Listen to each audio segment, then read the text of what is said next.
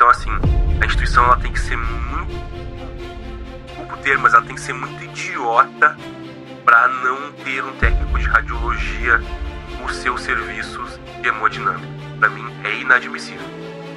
Buenas, queridos ionizantes, espero que se encontrem muito bem onde vocês estejam nesse momento, ouvindo ou vendo e ouvindo, nosso querido Pode Respirar.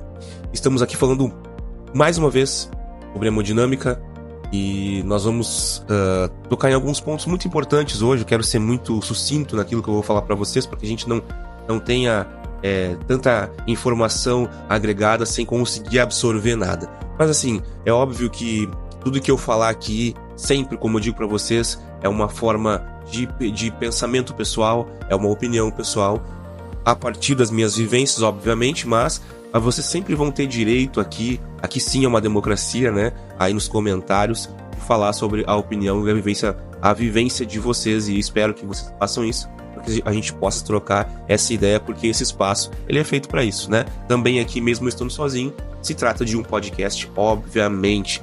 Então, mais do que rápido, vamos passar aí para as nossas informações. Dito isso, respire fundo e...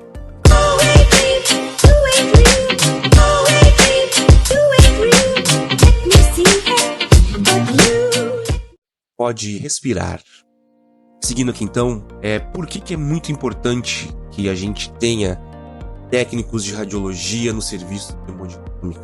É uma questão vital, a partir do momento que a gente sabe que a gente tem um baita de um aparelho para fazer algo muito grandioso, que é uma intervenção que pode definir rumos da vida de um paciente, e a gente tem que ter noção de que isso tem que ser muito bem... tem que estar tudo muito bem amarrado, tá tudo muito bem calibrado, para que tudo aconteça de uma maneira harmônica e dê o menor problema, ou melhor, que não tenha problema, mas se tiver que dar problema, que seja o menor possível. Uma das primeiras coisas também é radioproteção. Como eu falei, o aparelho é grande, obviamente ele vai emitir nível de radiação muito mais elevado, pela questão de radiação espalhada e, obviamente, também ter um nível energético um pouco maior do que uma radiografia normal, ser uma imagem ao vivo que vai gerar, através da radioscopia, mais tempo de radiação também. Então, assim, é imprescindível que a gente, como responsáveis técnicos, como técnicos de radiologia, que a gente possa oferecer radioproteção para todos. Todo mundo tem que ter essa noção, a gente sabe, mas quem tem essas chaves, digamos assim, essas chaves de conhecimento, somos nós da radiologia. Nós estudamos para isso e nós temos total clareza do que é realmente uma radiação ionizante. O pessoal da enfermagem muitas vezes não sabe, eles não têm dúvidas, né? Os médicos já têm um pouco mais de noção, porque eles fazem algumas especializações nisso, na medicina, e em especial os internistas. Mas ainda assim, às vezes, pela questão da pressa, ou da confiança, ou da presunção, eles vão simplesmente ignorar essa parte, enfim, ou esquecer. Acontece, mas nós não podemos esquecer. Então a gente tem que sempre reforçar, ser chatos mesmo. Dizer, pessoal, tem que colocar o avental de chuva, protetor de tireoide, para quem for cabível, né? Proteções. É mais difícil, né, usar luvas de proteção, mas se for possível usar luvas de proteção, os biombos, as saias de chumbo, tudo mais. Isso tudo tem que ser parte nossa, a gente tem que estar bem alinhado com isso, porque senão é um problema grave, né, que a médio e longo prazo, ou dependendo do tipo de cirurgia, já pode causar um efeito determinístico ali já no ato da cirurgia. Então a gente não pode deixar brechas para isso, porque a gente tem um maior conhecimento nesse sentido, e então é nossa responsabilidade, sim, a radioproteção de todos os indivíduos ali operacionalmente expostos, tá? A gente não pode deixar isso, a gente não pode se furtar desse direito e de dar esse direito aos outros, tá? A segunda questão é muito importante, que durante os procedimentos, os médicos às vezes precisam de um feedback das imagens, para ter mais clareza de onde que eles vão colocar o stent, o caminho que eles vão fazer com o catéter, ou ver como está a saúde daquele vaso, né? Se tem alguma estenose, se não tem. Então nós ali no pós-processamento de imagens, nas reconstruções, ou seja lá no que for, temos ali uma forma de facilitar, de adiantar, de acelerar o processo de diagnóstico do médico. Porque assim, é uma imagem ao vivo e é uma imagem diagnóstica. Não tem como não ser. Primeiramente, a imagem da hemodinâmica ela é diagnóstica.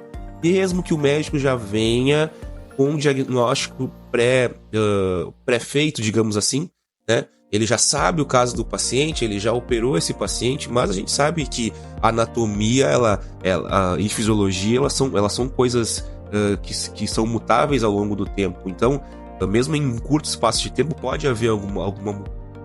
E daqui a pouco, fazendo uma imagem ao vivo, ele, opa, mas mudou isso aqui, estava assim, agora está assado.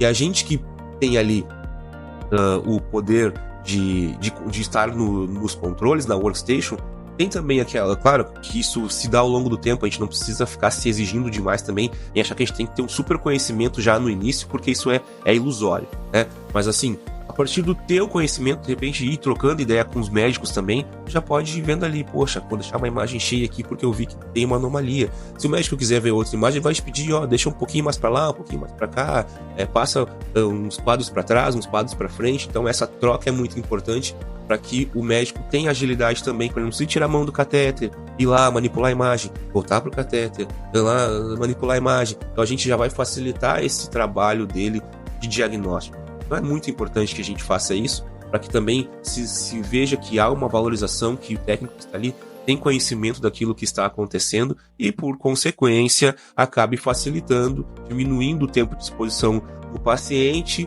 e também facilitando o diagnóstico do paciente para que ele mais rápido possa sair daquela situação. Sempre pensem assim, coloquem-se no lugar do paciente que está ali exposto, está ali com medo, está ali pensando o que vai acontecer com ele. Quanto mais rápido isso passar, até mesmo para a recuperação. Um outro aspecto muito importante é a orientação dos médicos aos médicos sobre o aparelho. Mas os médicos fazem especializações, né? Tu acabou de falar sobre isso, eles se especializam, eles já deveriam saber. Sim, mas às vezes existem tecnologias novas, existem aparelhos novos, existem nomenclaturas diferentes para cada função. Uma bem clássica, Stent View. O Stent View é nos aparelhos da GE. Tem Stent Clear, que são nos aparelhos, se eu não me engano, da Philips. Então, cada um vai ter um nome diferente. Para a mesma função? Sim. É só para ver como é que está o aspecto do stent no vaso ali, se ele está preservado, se ele não tem nenhuma guia, se tá ok. Enfim, ele serve para a mesma coisa, porém com nomenclaturas diferentes.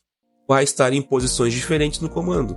E o técnico que está ali, acostumado dia a dia, vai facilitar para o médico. Olha, doutor, é esse botão aqui. Ou, não precisa nem o senhor apertar aí. Eu tenho aqui meu comando, eu faço para o senhor. Clico ali, tente vir, doutor. Pode fazer a imagem. Então, assim, é algo vital, como eu falei antes. Facilitar a vida do médico, e o tempo de a exposição. A gente também tem isso. Qual é o pedal da escopia? Aqui, qual é o pedal da aquisição? Muito importante. Mas vai ver a imagem igual. Sim, mas a diferença está na energia de cada pedal para a aquisição de imagem. Para a questão de radioscopia, para a imagem ao vivo, vai se dar um pouco menos de radiação. Para a imagem de aquisição, porque precisa de mais qualidade, vai se dar mais energia. Então, por que eu vou correr o risco de expor o paciente a mais energia desnecessariamente? Se não é essa imagem final que o médico quer ver. A gente quer ver uma imagem meramente para enxergar ali o que ele precisa naquele momento. Ele não quer salvar essa imagem. Ou seja, a imagem ao vivo é para ver ao vivo, é para ver aquilo que ele quer ver naquele momento. A imagem de aquisição é para salvar a imagem, depois que ele colocou um stent ou depois que ele fez a injeção do meio de contraste e por aí vai. Então a gente sabe que existem essas diferenças, então é importante sim saber qual é o pedal e qual é o pedal de aquisição. Se não fosse importante, não existiriam dois pedais e sim um só, né? Então é só a gente pensar com um pouco de lógica também, tá tudo certo. Questões de subir mesa, descer mesa, angulação do aparelho, aproximar o detector, que é muito importante também para as questões de radiação secundária e qualidade de imagem, por consequência. Então assim, todos esses comandos eles são muito vitais para dar agilidade no processo. Também para proteção radiológica. Olha como as coisas vão se unindo aí, vão ficando ligados nisso. posicionamento dos pacientes para cada tipo de procedimento é outra coisa que facilita muito. Poxa vida, às vezes atrasa a agenda. O médico disse que iria estar lá às 2 horas para iniciar a cirurgia, não vai conseguir chegar porque ele estava numa cirurgia no hospital. Isso pode acontecer, pode atrasar, pode acontecer algum tipo de imprevisto. E aí o que acontece? O médico vai chegar lá atrasado, e se a gente não consegue adiantar as coisas, vai atrasar ainda mais, né? Então pode acarretar em atraso em pacientes e tudo mais. Então a gente tentando apaziguar a situação cronológica, digamos assim, podemos já deixar a sala pronta para o médico que vem. Às vezes eles avisam, eu vou chegar aí em 15 minutos.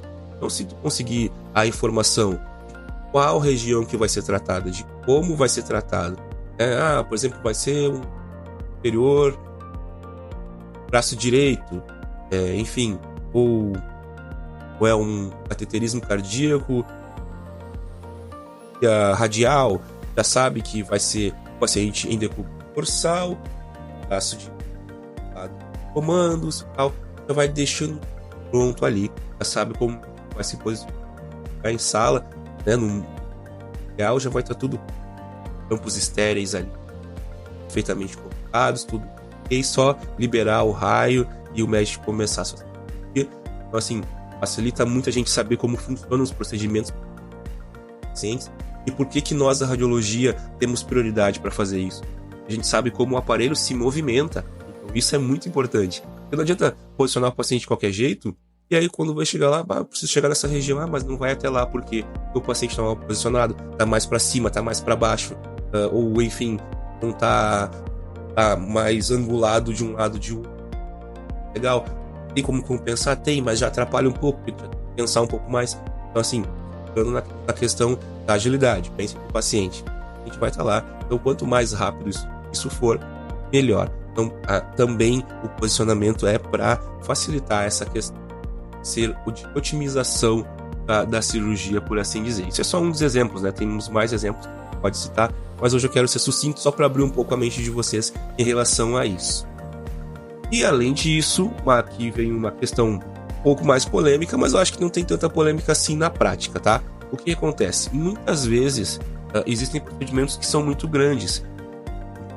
Via de regra, onde eu trabalho, por exemplo, a gente tem ali basicamente médico cirurgião ou médico cirurgião auxiliar, né? Anestesista, uma instrumentadora, né? Um instrumentador, enfermagem e um circulante também da enfermagem. Equipe básica, tá? Só que às vezes a coisa começa a pegar fogo e material e tal, e a gente tem que sair de sala. Os outros dois ou 3 estão estéreis, ou seja, eles não podem ficar tocando em qualquer lugar. E às vezes a gente tá ali, sabendo que precisa de alguma demanda. Sei lá, trocar um contraste, trocar um soro, pegar alguma coisa que tá ali à mão que o médico precise, ajeitar alguma coisa, arrumar a tela, que daí já é parte nossa mesmo, né?